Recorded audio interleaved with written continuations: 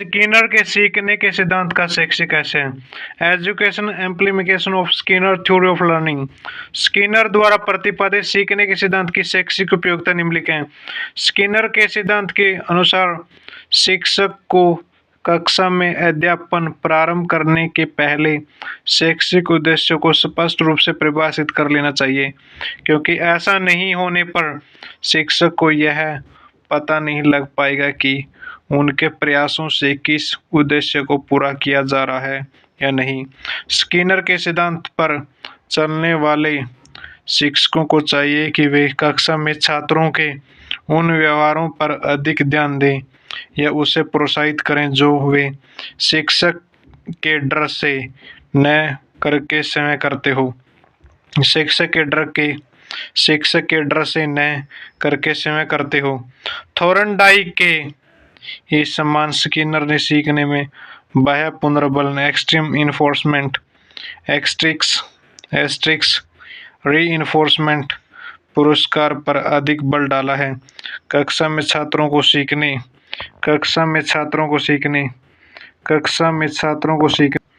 के लिए अधिक प्रेरित रखने के लिए पुरस्कार, प्रशंसा, प्रशंसीय आनंद, अभिव्यक्ति आदि जैसे पुनर्बलों का प्रयोग करना चाहिए।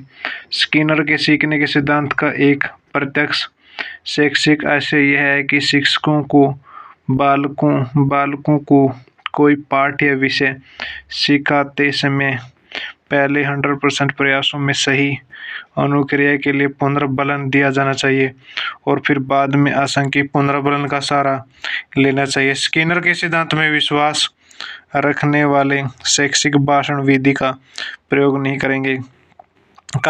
करेंगे, अपितु शिक्षकों को छात्रों पर व्यक्तिगत रूप से अध्ययन देना चाहिए या फिर छात्रों के समूह को किसी ऐसी शैक्षणिक सामग्री देनी चाहिए जिसमें छात्रों को अपने आप सही अनुक्रिया मिल जाती हो। स्किनर का सिद्धांत स्पष्ट रूप से निर्देश देता है कि शिक्षकों को कक्षा में दंड का प्रयोग नहीं करना चाहिए। स्किनर का सिद्धांत स्पष्ट रूप से निर्देश देता है कि शिक्षकों को कक्षा में दंड का प्रयोग नहीं करना चाहिए। सीखने के सूझ का सिद्धांत हो गया इनसाइड थ्योरी ऑफ लर्निंग। सीखने के सूझ का सिद्धांत इनसाइड थ्योरी ऑफ लर्निंग सूझ या अंतर्दृष्टि सिद्धांत का प्रतिपादन गेस्टोल्ड मनोवैज्ञानिकों द्वारा विशेषकर कोलर एवं कोफका द्वारा किया गया था। सीखने के सूझ का सिद्धांत इनसाइड थ्योरी ऑफ लर्निंग सूझ या अंतर्दृष्टि सिद्धांत का प्रतिपादन गेस्टोल्ड मनोवैज्ञानिकों द्वारा विशेषकर कोलर एवं कोफका द्वारा किया गया था। इनसाइड थ्योरी ऑफ लर्निंग सूझ या अंतर्दृष्टि सिद्धांत का प्रतिपादन गेस्टोल्ड मनोवैज्ञानिकों द्वारा विशेषकर कोलर एवं कोफका द्वारा किया गया था। सूझ का अंतर्दृष्टि सिद्धांत का प्रतिपादन गेस्टोल्ड मनोवैज्ञानिकों द्वारा विशेषकर कोलर एवं कोफका द्वारा किया गया था। विशेषकर कोलर एवं कोफका द्वारा सूझ या अंतर्दृष्टि सिद्धांत का प्रतिपादन गेस्टोल्ड मनोवैज्ञानिकों द्वारा विशेषकर कोलर एवं कोफका द्वारा किया गया था। इस सिद्धांत के अनुसार व्यक्ति किसी प्रतिक्रिया को सूझ या अंतर्दृष्टि द्वारा सीखता है, जबकि व्यक्ति किसी विषय या पाठ को सीखता है तो वह सीखने से संबंधित परिस्थिति के हर पहलू को समझने की कोशिश करता है। इस कोशिश में वह परिस्थिति के विभिन्न पहलुओं को नए ढंग से प्रत्यक्षण कर संगठित करने का प्रयत्न करता है ताकि समस्या का समाधान आसानी से हो सके। जब वह परिस्थिति के भिन्न पहलुओं को नए ढंग से प्रत्यक्षण कर उसके आपसी संबंधों को समझ जाता है तो उसमें अचानक सूझ इंसाइट उत्पन्न होती है, जैसे आहा अनुभव हो गया। आहा एक्सपीरियंस भी मनोवैज्ञानिक ने कहा है। सूझ अचानक होती है, इसके लिए अभ्यास की जरूरत नहीं होती। फर्नाल्ड के शब्दों में सूझ से कोलर का तात्पर्य इस बात से था कि समस्या का समाधान उद्भिन्न अनुक्रिया संबंधों के धीरे धीरे बनने से नहीं होता, बल्कि उद्भिन्नों के बीच के संबंधों को अचानक समझने से होता है। कॉलर एवं कोपका के अनुसार सीखना धीरे धीरे नहीं बल्कि एकाएक होता है, क्योंकि यह सूझ द्वारा होता है जो सहसा होता है, न कि अभ्यास तथा प्रयत्न एवं मूल मूल ट्रायल एवं एरर द्वारा होता है। सूझ सिद्धांत कॉलर द्वारा किए गए कुछ प्रयोगों पर आधारित है।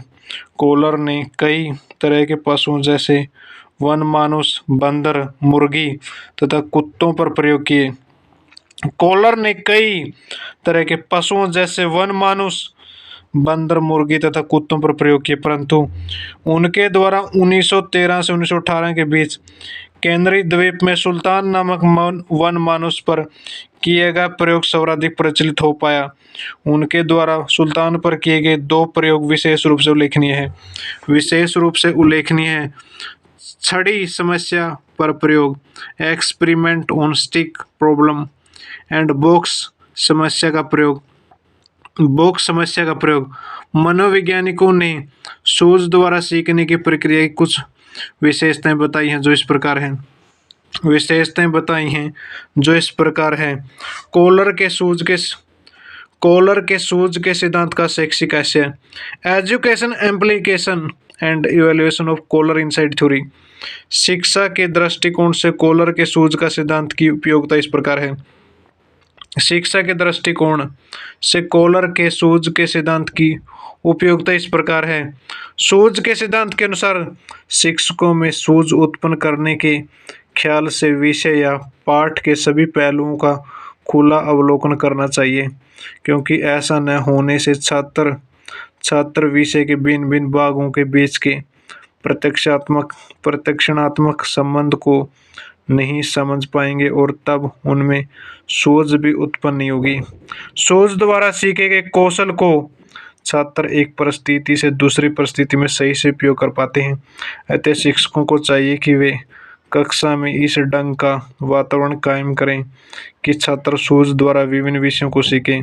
इससे छात्रों में समायोजन शक्ति, एडजस्टमेंट कैपेसिटी बढ़ती है और उसके व्यक्तित्व के संपूर्ण विकास में काफ़ी मदद मिलती है। कॉलर एवं कोपका ने बंदर और चिंपैंजी पर पावलोव ने कुत्ते पर, थॉर्नडाइक ने बिल्ली पर, स्किनर ने चूहे या कबूतर पर, कॉलर व कोपका ने बंदर व चिंपैंजी।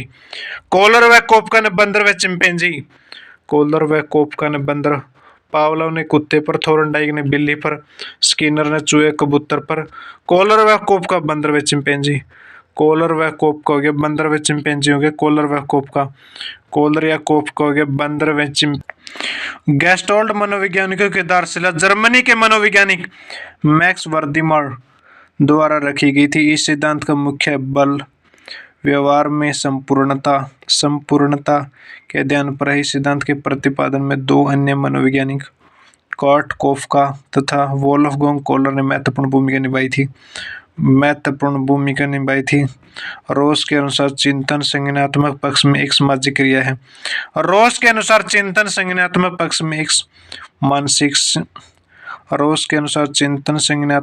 पक्ष में एक मानसिक क्रिया है। गैनी ने अपनी पुस्तक द कंडीशन ऑफ लर्निंग में सीखने के मूल 8 प्रकार का वर्णन किया है। गैनी द्वारा बताए गए सभी 8 प्रकार श्रृंखलाबद्ध क्रम में होते हैं। श्रृंखला में सबसे ऊपर समस्या समाधान सीखना तथा सबसे नीचे सांकेतिक सीखना यानी कि नंबर 1 सांकेतिक सीखना, नंबर 2 उद्दीपन अनुक्रिया सीखना, नंबर 3 सरल श्रृंखला का सीखना, नंबर 4 शाब्दिक सचर्या सीखना, नंबर 5 विभेदीकरण सीखना, नंबर 6 संप्रत्यय सीखना, नंबर 7 नियम सीखना, नंबर 8 समस्या समाधान सीखना, सांकेतिक सीखना, सिग्नल लर्निंग, सांकेतिक सीखना क्लासिकल अनुबंधन सीखने के समान ही होता है, जिसमें कोई तटस्थ उद्दीपन के साथ कोई स्वाभाविक उद्दीपन को एक साथ कई बार दिया जाता है। पावलोव के क्लासिक अनुबंधन के प्रयोग में घंटी की आवाज के साथ कुत्ते को भोजन दिया गया। प्राय ऐसा करने पर कुत्ता कुछ दिनों के बाद मात्र घंटी की आवाज पर लार स्राव करना सीख गया था। इस तरह का सीखना सांकेतिक सीखना है। पावलोव के क्लासिक अनुबंधन को मनोवैज्ञानिकों ने टाइप एस अनुबंधन भी कहा है। उद्दीपन अनुक्रिया सिद्धांत, स्टिमुलस रिस्पॉन्स लर्निंग और सरल श्रृंखला सीखना, लर्निंग सिंपल चैलेंजिंग। गैनी ने इस तरह के सीखने से तात्पर्य एक क्रम में होने वाला अलग अलग कई उत्पन्न अनुक्रियाओं संबंधों के सेट से बताया है। संबंधों के सेट से शाब्दिक सचर्य सीखना, वर्बल एसोसिएशन लर्निंग। शाब्दिक सचर्य सीखना वैसे सीखने को कहा जाता है जिसमें व्यक्ति को उत्पन्न अनुक्रिया का ऐसा क्रम सीखना होता है जिसमें शाब्दिक व्यक्तित्व निहित होती है, जैसे कविता याद करना, शाब्दिक सीखना, कहानी याद करना, विभेदीकरण सीखना, लर्निंग डिस्क्रिमिनेशन, संप्रत्यय सीखना, कंसेप्ट लर्निंग, नियम सीखना, रूल लर्निंग, समस्या समाधान सीखना, प्रॉब्लम सॉल्विंग लर्निंग।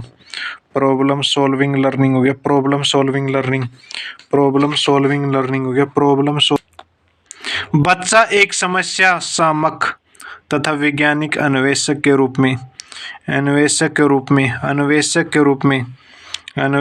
रूप में समस्या समाधान की वैज्ञानिक विधि। स्किनर के अनुसार वैज्ञानिक विधि से समस्या समाधान में 6 चरणों का अनुसरण किया जाता है, जो इस प्रकार है। समस्या को समझना, बालक इस चरण में यह जानने का प्रयास करता है कि समस्या क्या है, उसके समाधान में क्या कठिनाइयां हो या क्या हो सकती है, उनका समाधान किस प्रकार किया जा सकता है, जानकारी का संग्रह, संभावित समाधानों का निर्माण। बालक इस चरण में संग्रह की गई जानकारी की सहायता से समस्या का समाधान करने के लिए कुछ विधियों को निर्धारित करता है। इस चरण में सृजनात्मक चिंतन प्रायः सक्रिय रहता है।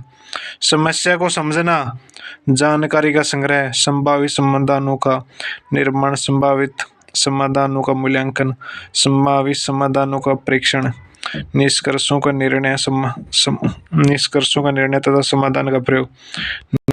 स्पीयरमैन 1909 के अनुसार तर्क करने की अक्षमता और समस्या समाधान करने की अक्षमता स्मॉल जी कारक कहलाती है।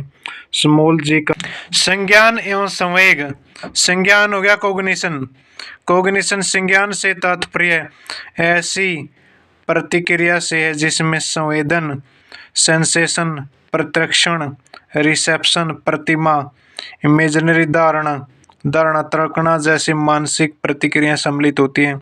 संज्ञान से तात्पर्य संवेदी सूचनाओं को ग्रहण करके उसका रूपांतरण, विस्तरण, संग्रहण, पुनर्लाभ तथा उसका समुचित प्रयोग करने से होता है। संज्ञानात्मक विकास से तात्पर्य बालकों में किसी संवेदी सूचना को ग्रहण करके उस पर चिंतन करने तथा क्रमिक रूप से उसे उस लायक बना देने से होता है, जिसका प्रयोग विभिन्न परिस्थितियों में करके वे तरह तरह की समस्याओं का समाधान आसानी से कर लेते हैं। संज्ञानात्मक विकास के क्षेत्र में 3 सिद्धांत महत्वपूर्ण हैं। पियाजे का सिद्धांत, वाइगोस्की का सिद्धांत और बर्नूर का सिद्धांत। पियाजे के संज्ञानात्मक विकास का सिद्धांत। पियाजे थ्योरी ऑफ कॉग्निटिव डेवलपमेंट। पियाजे ने बालकों के संज्ञानात्मक विकास की व्याख्या करने के लिए 4 अवस्थाएं 4 स्टेज सिद्धांत का प्रतिपादन किया। इस सिद्धांत में पियाजे ने संज्ञानात्मक विकास की व्याख्या निम्नलिखित 4 अवस्थाओं में की। संवेदी पेशी अवस्था, सेंसोरी मोटर स्टेज। यह अवस्था जन्म से 2 साल तक की होती है। यह अवस्था जन्म से 2 साल तक की। उसके बाद प्राक क्रियात्मक अवस्था, प्री ऑपरेशनल स्टेज, 2 से 7 वर्ष होती है। क्या होती है? 2 से 7 वर्ष।